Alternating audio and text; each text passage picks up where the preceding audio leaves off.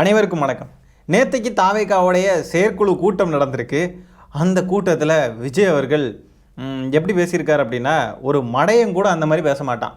அதாவது ஒன்றுமே தெரியாத ஒரு மட சாம்பிராணி வடிகட்டுன முட்டாள் கூட அந்த மாதிரி பேச மாட்டான். விஜய் அவர்கள் அந்த மாதிரி லூசுத்தனமாக பல விஷயங்களை பேசி வச்சுட்டு போயிருக்காரு. வாங்க ஒவ்வொன்றா பார்ப்போம். முதல்ல விஜய் அவர்கள் என்ன பண்ணியிருக்காரு அப்படின்னு பார்த்தீங்கன்னா, அதிமுக பாஜக கூட்டணியை நிராகரிச்சிருக்காப்புல. தாவேகாவுடைய முதலமைச்சர் வேட்பாளராட்டு எல்லாரும் அறிஞ்ச மாதிரியே விஜய் அவர்களை அறிவிச்சிருக்காங்க. இது எப்படியோ நம்ம ரூட்டு கிளியர். விஜய் அவர்கள் கடைசியில் தனியாக நிற்க போகிறாப்புல. பாஜக அதிமுக கூட்டணி கிடையாது. பாஜக அதிமுக கூட்டணியில் போய் சேர்ந்தால் ஏதோ ஒரு வகையில் கொஞ்சம் தாக்கம் இருக்கும் அப்படின்ற ஒரு நிலையாவது இருந்துச்சு. இப்போ தனியாக நிற்க போகிறதுனால நமக்கு ரொம்ப ரொம்ப பாசிட்டிவான ஒரு விஷயமா இருக்குது. உசுப்பேத்தி கடைசியில் தனியாகவே நிற்கிற நிலைமைக்கு போயிட்டாப்புல. அனில் குஞ்சான்ஸ்லாம் ரொம்ப ஜாலியாக இருக்கானுங்க. நாங்கள்லாம் பாருங்கள், நாங்கள் தனியாக நின்னா தான் நாங்கள் ஜெயிப்போமே, எங்களுக்கு கூட்டணியே வேணாம், நாங்கள் தனியாக தான் பிடுங்குவோம் அப்படின்னு நிற்கிறானுங்க. ரியாலிட்டி தெரியாத அணில்கள். விஜய் அவர்கள் இந்த மாதிரி சொன்னதும் நம்ம சைடில் இருந்து எல்லாருமே பயங்கரமாக கிண்டல் பண்ணிக்கிட்டு இருக்கோமா அவங்கள. அணில்கள்லாம் என்ன கேட்க ஆரம்பிக்கிறானுங்க, வழக்கமாக கேட்குறது தான், எல்லோரும் கேட்குறது தான். திமுக தனியாக நிற்பீங்களா, எங்களை மாதிரி தனித்து நிற்பீங்களா, நாங்கள் எவ்வளோ கெத்தா, நாங்கள் தனியாக சிங்கிளாக வரும், பண்ணிங்க தான் கூட்டமாக வரும் அப்படின்லாம் பேசிக்கிட்டு இருக்கானுங்க. அட பைத்தியக்கார பயிலலா, தனியாக நிற்கிறீங்கன்னா உங்களை யாருமே கண்டுக்கலை. அதாவது அணில்களே, நீங்கள் கேட்குறது எப்படி இருக்குன்னா, ஒரு ஃப்ளைட்டை 2 பைலட் எதுக்கு ஓட்டணும்? ஒரு பைலட் போதாதான்? தனிச்சு ஓட்ட முடியாத ஒரு பைலட்டால்? ஒரு பில்டிங்கை கட்டுறதுக்கு எதுக்கு அத்தனை கொத்தனார்கள் வேணும்? ஒரே ஒரு கொத்தனார் தனிச்சு நின்று கட்ட முடியாதா? இப்படின்லாம் கேட்டால் எவ்வளோ முட்டாள்தனமாக இருக்கும். அந்த மாதிரி தான் இருக்குது. அணில்களே, நீங்கள் பைக் ஓட்டுறீங்க, நீங்கள் தனித்து ஓட்டிகிட்டு போயிடலாம். உங்கள் கூட ஆள் இருந்தால் என்ன, இல்லைன்னா என்ன, அதை பற்றியெல்லாம் கவலை கிடையாது. நீங்கள் தனியாகவே ஓட்டு போகலாம். நாங்கள் ஃப்ளைட்டு ஓட்டுறோம், அத்தனை மக்களை பின்னாடி வச்சுருக்கோம், அவ்வளோ பேரையும் பாதுகாப்பாக கூட்டிகிட்டு போகணுன்னா கூட்டணி சேர்ந்து தான் கூட்டிகிட்டு போக முடியும். நீங்கள் உங்களுக்கு ஏற்ற மாதிரி அதை அப்படியே மாற்றிக்கிறீங்க, திரிக்கிறீங்க. அதாவது சிங்கிளாக வரும், பண்ணிங்க தான் கூட்டமாக வரும்னு கூட்டணியோட இருக்கிறவங்களெல்லாம் ஏதோ பண்ணிங்க அப்படின்ற மாதிரி பேசுகிறீங்க. நீங்கள் ஏதோ சிங்கம் மாதிரி பேசுகிறீங்க. ஆனால் ஆக்சுவலாக நீங்கள் பேசுகிற எக்ஸாம்பிளே முதல்ல இதுக்கெலாம் சம்மந்தமே கிடையாது. கூட்டணி போட்டு தேர்தலில் ஜெயிச்சா என்ன ஃபவுலா? அரசியலில் ஃபவுலா? ஃபவுல்னு இருந்துச்சுன்னா சொல்லுங்கள், கூட்டணி போட்டு ஜெயிக்கிறாங்க பாருங்கள், இது தப்பான விஷயம் அப்படின்னு சொல்லுங்கள்.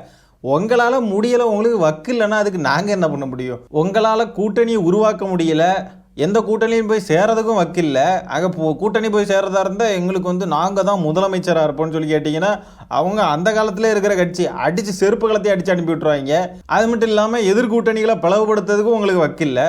ஒன்றுமே உங்களால் முடியாது. அதுக்கு நாங்கள் என்ன பண்ணுறது? கடைசி வரைக்கும் நாம் தமிழர் கட்சிக்காரனுங்க மாதிரியே வீராவசனம் பேசிட்டு டயலாக்ஸ் அடிச்சுக்கிட்டு இருக்க வேண்டியதா?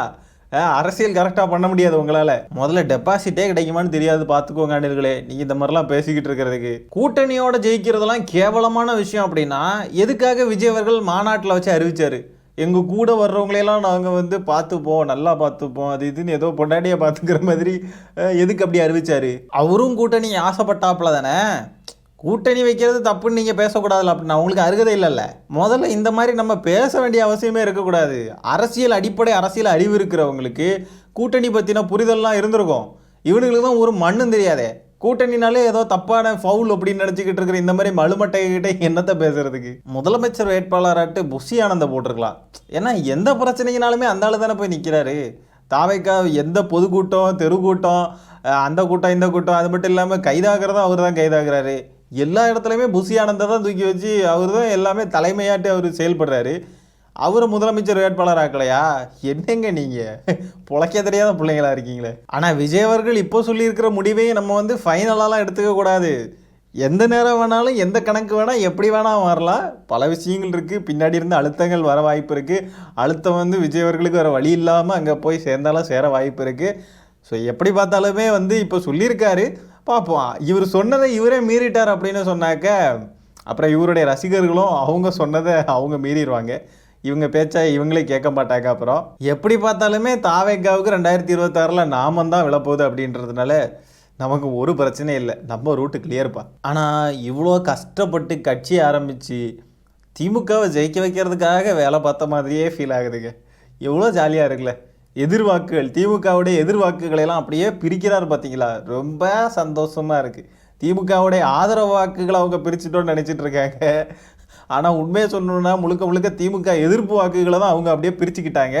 ஸோ தட் நமக்கு ரொம்ப ரொம்ப பாசிட்டிவான விஷயந்தான்.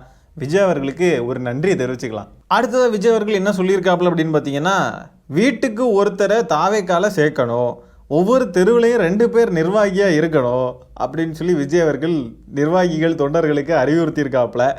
ஐயோ பாவம், இது ஏதோ மார்க்கெட்டிங் கம்பெனி மாதிரி இருக்குது. கட்சியா மார்க்கெட்டிங் கம்பெனியா, ஆள் சேர்க்குற பிஸ்னஸா? அதாவது இவங்களுக்குலாம் என்னன்னா, இவங்களுடைய கொள்கை என்ன அப்படின்னு கேட்டிங்கன்னா, அதிமுக தாவேக்காவுக்கலாம் திமுகவை வீட்டுக்கு அனுப்பணும் அப்படின்னு சொல்கிறது தான் அவங்களுடைய கொள்கையாக இருக்கும். திமுகவை எதிர்க்கணும், திமுக வீட்டுக்கு அனுப்பணும் அப்படின்னு தான் இங்கே சொல்லுவாங்க. அவங்களுடைய கொள்கை என்னன்னு கேட்டால், சொந்தமாக ஒரு கொள்கை இவங்களுக்கு கிடையவே கிடையாது. கொள்கை தலைவர்கள்னு ஒரு 4-5 பேரை வச்சிருக்காரு விஜய் அவர்கள். அதிமுகவில் அண்ணா பெரியார்லாம் இருக்காங்க கொள்கை தலைவராட்டு. யாரையுமே மதிக்கிறது கிடையாது, அவங்களுடைய கொள்கைகளே மதிக்கிறது கிடையாது. கட்சிக்குன்னு ஒரு கொள்கை மண்ணாங்கட்டி ஒரு மண்ணு கிடையாது. திமுக எதிர்க்கிறது மட்டும்தான் கொள்கை. விஜய் அவர்கள் சொல்கிறத பார்த்தா தமிழ்நாட்டில் வீட்டுக்கு ஒரு தற்குறி இருக்காங்கன்னு சொல்லி விஜய் அவர்கள் சொல்கிறார். இந்த பேச்சு கண்டனத்துக்குரியது, வன்மையான கண்டனங்கள். வீட்டுக்கு ஒரு நபரை தாவேக்கால சேர்க்கணும்னா அந்த நபர் தாவேக்காவுக்கு ஆதரவளிக்கிற நபராக தானே இருக்கணும். அப்படி பார்த்தா தமிழ்நாட்டில் ஒவ்வொரு வீட்லேயுமே தற்குறிகள் இருக்காங்கன்னு சொல்கிறாரா அவரு? நோ வே. தாவேக்கா நிர்வாகிகளே, தொண்டர்களே, உறுப்பினர் சேர்க்கைக்கு வீடு வீடாக போய் ஏறி இறங்குவீங்கல்ல, ஒவ்வொரு வீட்டுக்கும் ஒவ்வொரு ஆள் சேர்ப்பீங்கல்ல, போகிறப்போ சாக்லேட், லாலிபாப், ஏதாவது இந்த மாதிரிப்பட்ட விஷயங்கள் வாங்கிட்டு போங்க. ஏன்னா உங்களுடைய தொண்டர்களுக்கு அது ரொம்ப பிடிக்கும். அது மட்டும் இல்லாமல் ஒரு பெரிய ஸ்பீக்கரை அவங்க தலைக்கு மேலே தூக்கி வச்சுக்கிட்டு விஜய் பாட்டை போட்டுட்டு போங்க. தீயனி பார்த்த உடனே பாட்டெல்லாம் போடுங்க. அப்புறம் தலைவன்கொடி தர்மக்கொடி போடுங்க. இந்த பாட்டு எல்லாத்தையும் போட்டு உங்களுடைய தொண்டர்களை வந்து குஷிப்படுத்தி அவங்கள வந்து உறுப்பினர்களை சேர்த்து விட்டுருங்க அவங்க கட்சியில். ஆனால் 18 வயசு நிரம்பி இருக்கணுமே, எப்படி சேர்ப்பீங்க? ஃபேக்காக ஏதாவது பண்ணுவீங்களா? அப்படிலாம் பண்ணக்கூடாது, அது சட்டப்படி குற்றம். இந்த மாதிரி உறுப்பினர்களாக இருந்தாங்கன்னா என்ன பண்ணுவீங்க? இந்த மாதிரி இந்த சின்ன வயசாக இருந்துச்சுன்னு சொன்னால் என்ன பண்ணுவீங்க? விஜய் அவர்களுடைய தொண்டனாக இருந்தால் எப்படி சேர்ப்பீங்க கட்சியில்? இவருக்கு ஓட்டு போட முடியாதே. என்னமோ தமிழ்நாடே எங்கள் பின்னாடி இருக்குது, எங்கள் அண்ணன் தமிழ்நாட்டுக்கு முன்னாடி இருக்காரு அப்படின்லாம் பேசிக்கிட்டு இருந்தானுங்க. என்னமோ தமிழக மக்கள் அனைவரும் பேர் ஆதரவுடன் எங்கள் அண்ணன் களம் இறங்குகிறார் அப்படின்லாம் பேசிக்கிட்டு இருந்தானுங்க. இப்போ என்ன இவங்க அண்ணன் கெஞ்சிக்கிட்டு இருக்காரு, வீட்டுக்கு ஒருத்தரை சேருங்க தாவேக்காலன்னு. என்ன அவங்க கணக்கு? அதுவும் இந்த முதலமைச்சர் வேட்பாளர்னு விஜய் அவர்கள் அறிச்ச உடனே இந்த அணுகுஞ்சுகள்லாம் என்னமோ முதலமைச்சரே ஆயிட்ட மாதிரி கொண்டாடிக்கிட்டு இருக்கானுங்க. அடே, முதலமைச்சர் வேற, முதலமைச்சர் வேட்பாளராக ஒரு கட்சி அறிவிக்கிறது வேறடா, மென்டல் பயிலடா. மாசத்துல 1 தடவை 2 தடவை வெளியே வராரு வீட்டை விட்டு. இவர் அப்படியே முதலமைச்சர் ஆயிடுவாராமா. என்ன நினச்சிக்கிட்டு இருக்கானுங்க. அடுத்ததான் பார்த்தீங்கன்னா, இதுதான் மெயினான விஷயமே. விஜய் அவர்கள் ஒரு சவால் விட்டுருக்காப்புல. பரந்தூர் மக்களை முதலமைச்சர் சந்திக்கவில்லை என்றால் அவர்களை நானே தலைமைச் செயலகம் அழைத்து வருவேன். தலைமைச் செயலகத்தை முற்றுகையிடுறப்போ என்ன பிரச்சனை வந்தாலும் அதை சந்திக்க நான் தயாராக இருக்கிறேன் அப்படின்னு சொல்லி சவால் விட்டுருக்காப்லையா. இது முதல்ல ஒரு சவாலா? இதை ஒரு சவால் மயிர்னு வேற நியூஸ் போட்டுக்கிட்டு இருக்கானுங்க. இதில் என்ன சவால் இருக்குது எனக்கு புரியல. இது எப்படி சவால்னு எப்படி எடுத்துக்கிறீங்க? அதாவது விஜய் அவர்களுக்கு மனசில் என்ன நினச்சிக்கிட்டு இருக்காருன்னா, நம்ம சர்க்கார் படம் நடித்தோம்ல, அதுதான் அரசியல். சர்க்கார் படத்தில் எப்படின்னா பண்ணோமோ, எப்படி டயலாக் பேசணுமோ அதே மாதிரியே வந்து நம்ம இதுலேயும் டயலாக் பேசி விட்டோன்னா அதுதான் அரசியல். அரசியல் பண்ணிட்டோம் அப்படின்னு சொல்லிட்டு சந்தோஷப்பட்டுக்கிட்டு இருக்காரு. முதல்ல இந்த விமான நிலையம்லாம் மாநில அரசுக்கு கீழே வருதா, ஒன்றிய அரசுக்கு கீழே வருதான்னு கேட்டால் அதுவே தெரியாது இந்த தற்குறிக்கு. யாராவது போய் இவர்கிட்ட சொல்லுங்களேன், விமான நிலையம் மாநில அரசுக்கு கீழே வராது, ஒன்றிய அரசுக்கு கீழே வரும்னு யாராவது இந்த தற்குறிக்கு எடுத்து சொல்லுங்களேன். தலைமைச் செயலகத்துக்கு வந்து என்ன செய்ய போகிறாரு? இதுக்கும் மாநில அரசுக்கும் என்ன சம்பந்தம்? நிலத்தை கையகப்படுத்துறது மட்டும்தான் மாநில அரசுடைய வேலை. இந்த திட்டத்தை முழுக்க பண்ணுறது, இந்த ஏர்போர்ட்டை வர வைக்க போகிறது முழுக்க ஒன்றிய அரசு தான். ஆல்சோ ஏர்போர்ட்டை பரந்தூரில் கொண்டு வரதுனால எந்த தப்பும் கிடையாது. ஏர்போர்ட்டுக்கு எதிரான நிலைப்பாடுகள் எடுக்கிறவங்க தமிழ்நாட்டுடைய வளர்ச்சிக்கு எதிரான நிலைப்பாடு கொண்டவங்களாக தான் பார்க்க முடியும். இவர் இப்படி சொல்கிறார் இல்லையா, என்னமோ இவர் தலைமைச் செயலகத்துக்கு மக்களையெல்லாம் கூட்டிகிட்டு வர்றாராம். முதல்ல பனையூரை விட்டு வெளியில் வாங்க ப்ரோ. பனையூருக்குள்ளேயே உட்காந்துக்கிட்டு இருக்கீங்க, நீங்கள் எப்படி இதெல்லாம் பண்ணுவீங்க? உங்களுக்கு முடியுமா இதெல்லாம்? ஏதோ சட்ட ஒழுங்கு பிரச்சனைலாம் வரும்லாம் உங்கள் அணில்கள் கூவிட்டு இருக்கானுங்க. முதல்ல பனையூரை விட்டு வெளியே வாங்க கொஞ்சம். அப்படியே வந்து அந்த ஈசிஆர் மெயின் ரோடெல்லாம் கொஞ்சம் தொடுங்க. அப்பப்போ அப்படி இப்படி வெளியில் போயிட்டு வாங்க. வீட்டுக்குள்ளேயே உட்காந்துட்டு இருந்தீங்கன்னா என்னன்னு நீங்கள் இப்படி எதாவது சொல்லிட்டு போயிடுவீங்க. கடைசியில் புஷி ஆனந்த் தான் இதெல்லாம் ஏதாவது பண்ணுறேன்ற பேரில் அவர் தான் அரெஸ்ட் ஆவார். பாவம் அந்த மனுஷன் வயசான காலத்தில். ஏன் நீங்கள் இப்போ காட்டுற வாயெல்லாம் அம்மையார் ஜெயலலிதா அவர்கள் இருந்திருந்தா காட்டியிருப்பீங்களா? இந்த மாதிரி மிரட்டல் கொடுத்துருப்பீங்களா? இந்த மாதிரி சவால் விடுவீங்களா? நீங்கள் இப்படி செய்யலைன்னு வச்சுக்கோங்களேன், நான் வந்துடுவேன், நான் மக்களை கூட்டிகிட்டு வருவேன், இந்த மாதிரி மிரட்டுற வேலையெல்லாம் நீங்கள் அங்கே வச்சுக்கிடுவீங்களா? முதலமைச்சர் மு.க. ஸ்டாலின் அவர்கள் அப்படின்றதுனால தான் நீங்கள் வந்து இந்த மாதிரி இவ்வளோ மிரட்டல் விட்டுக்கிட்டு இருக்கீங்க. உங்களாலெல்லாம் இந்த மாதிரி பேசவே முடியுது. முதல்ல ஜெயலலிதா அம்மையார் மாதிரி சர்வாதிகாரத்தனம் இருந்துச்சுன்னு வச்சுக்கோங்களேன், இந்த மாதிரிலாம் நீங்கள் பேசுவீங்களா? ஆகப்பெரும் ஜனநாயகவாதியாட்டு நம்மளுடைய முதலமைச்சர் அவர்கள் இருக்கிறதுனால தான் இந்த மாதிரிப்பட்ட அல்லு சில்லுகள்லாம் இந்த மாதிரி பேச முடியுது. விஜய் அவர்களுக்கும் தாவிக கட்சிக்காரங்களுக்கும் நம்ம ஒரு சவால் கொடுப்போம். இதுதான் சென்னையோடைய வாட்டர் பாடிஸ் இருக்கக்கூடிய மேப், சரியா? இந்த மேப்பில் நீங்கள் வந்து ஒரு 5000 ஏக்கர் நிலம் விமான நிலையம் அமைக்கிறதுக்காக தேவைப்படக்கூடிய ஒரு நிலத்தை வாட்டர் பாடிஸே இல்லாத ஒரு 5000 ஏக்கர் நிலம் நீங்கள் இப்போ காமிச்சிருங்க. இதுதான் சென்னையை சுற்றி இருக்கிற வாட்டர் பாடிஸ் இன்க்ளூட் ஆகி இருக்கக்கூடிய மேப்பு. நீங்கள் காமிச்சிருங்க பார்ப்போம். சும்மா வாய்க்கு வந்த மாதிரிலாம் பேசக்கூடாது, புரியுதா? அப்போ என்ன ஃப்ளோட்டிங் ஏர்போர்ட் கட்டணுமா? எங்கள் கடலுக்குள்ளே கொண்டு போய் வைக்கணுமா? என்னடா மென்டல் மாதிரி பேசிக்கிட்டு இருக்கீங்க? சென்னையை சுற்றி பரந்தூரை தவிர வேறு இடமே இல்லை அப்படின்னு நம்ம சொல்கிறோம். பன்னூர்னு வருவானுங்க. பன்னூரும் பிரச்சனைன்னு சொல்லி நம்ம ஏற்கனவே சொல்லியாச்சு. பன்னூரில் என்ன பிரச்சனைகள் இருக்குது, அங்கே இருக்கிற மக்களை அப்புறப்படுத்துறதுக்கும் பரந்தூரில் இருக்கிற மக்களை அப்புறப்படுத்துறதுக்கும் உள்ள வித்தியாசங்கள் இது நம்ம ஏற்கனவே நிறைய பேசிட்டோம். இதை பற்றியெல்லாம் திரும்ப அந்த இத்து போனதையே ஒன்று வந்து நீட்டுறது. பன்னூர் இருக்குல்லன்னு பன்னூர் ஏன் வேண்டான்னு சொல்லி நம்ம ஏற்கனவே ஒரு வீடியோ போட்டிருக்கோம். நான் முடிஞ்ச அதை ஐ கார்டில் கொடுக்குறேன், போய் பார்த்துக்கோங்க. சென்னைக்கு ஏர்போர்ட் தேவைன்னா சென்னையை சுற்றி இருக்கிற இடங்கள்ல எங்கடா இடம் இருக்குன்னு சொல்லி தேடுறதை விட்டுக்கிட்டு எங்கள் கன்னியாகுமரிலையா போய் தேடி வைக்க முடியும் ஏர்போர்ட்டை? இந்தியாவில் இருக்கிற மெட்ரோ சிட்டிஸ்லேயே சென்னையோட ஏர்போர்ட்டு தான் ரொம்ப சின்ன ஏர்போர்ட்டாக இருக்குது. நம்மளுடைய சிட்டிக்கு ஒரு பெட்டர் கேட்வே கண்டிப்பாக தேவைப்படுது. இந்த அணில்கள்லாம் ஒரு தடவை ஹைதராபாத் ஏர்போர்ட்டுக்கெலாம் போய் பார்த்தானுங்கன்னா தெரியும் அங்கே எவ்வளோ சூப்பராக இருக்குது அப்படின்ட்டு.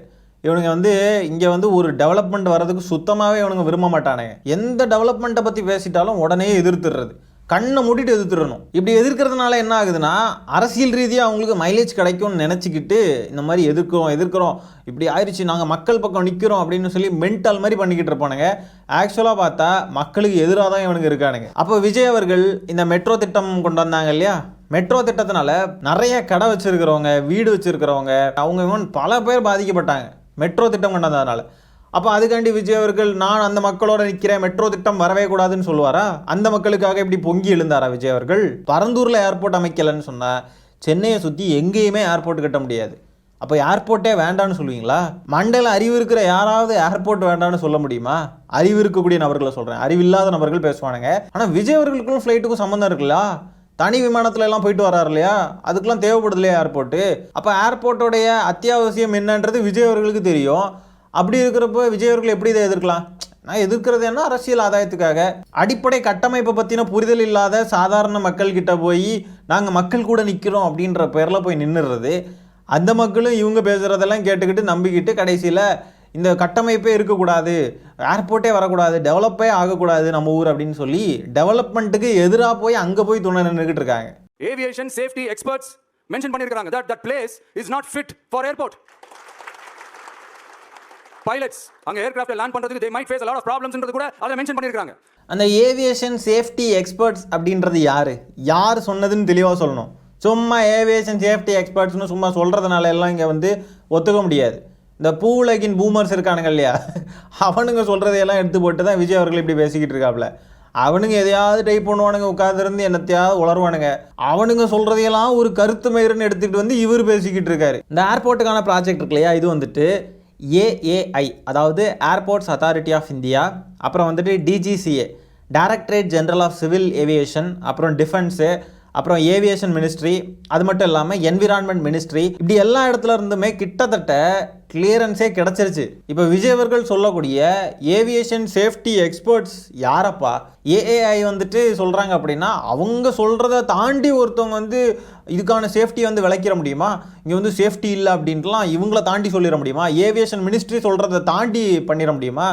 கிட்டத்தட்ட இவங்க எல்லார்கிட்ட இருந்துமே கிளியரன்ஸே கிடச்சாச்சு. விஜய் அவர்கள் அப்போ மென்ஷன் பண்ணுற நபர் யார் சொன்னது? இந்த பூவுலகின் பூமர்ஸ் தான் சொல்லியிருப்பானுங்க. கேட்டால் நாங்கள் டெவலப்மெண்ட்டுக்கு எதிரானவங்க இல்லை, ஏர்போர்ட் இங்கே வரக்கூடாதுன்னு தான் சொல்கிறோம், வேற எங்கேயாவது தாங்கன்னா அப்போது விஜய் அவர்களும் தாவேக்காரங்களும் இடத்த கொண்டு காட்டுங்க, அதுக்கப்புறம் நீங்கள் பேசுங்க. இடத்தையும் காட்ட மாட்டாங்க, டெவலப்மெண்ட்டும் வரக்கூடாது அப்படின்னா எல்லாம் நக்கிட்டு தான் போகும். நீங்கள் தான் தமிழக வெற்றி கழகமா? தமிழ்நாட்டுடைய வளர்ச்சிக்கு தமிழ்நாட்டுக்காகன்னு சொல்லி நீங்கள் கட்சி ஆரம்பிச்சிருக்கீங்களா? அரசியல் பண்ணலாம், அதுக்காக எதுலலாம் பண்ணுறோன்னே தெரியாமல் கண்ணை மூடிட்டு எதுக்கு எடுத்தாலும் எதிர்க்கணும் அப்படின்னு சொல்லி அரசியல் பண்ணால் எல்லாத்துலேயும் நக்கிட்டு தான் போகும் கடைசியில் தாவேக்கா. சரி மக்களே, இந்த காணொலியை நான் இதோட என் பண்ணிக்கிறேன். இந்த வீடியோவில் நம்ம பேசியிருக்க விஷயங்களை பற்றி உங்களுடைய கருத்துக்கள் என்னன்றதை கமெண்ட்டில் பதிவு பண்ணுங்கள். வீடியோ பிடிச்சிருந்தா ஒரு லைக் தட்டி விட்டு 4 பேருக்கு ஷேர் பண்ணுங்கள். முக்கியமாக நம்ம சேனலை சப்ஸ்கிரைப் பண்ணி வச்சுக்கோங்க.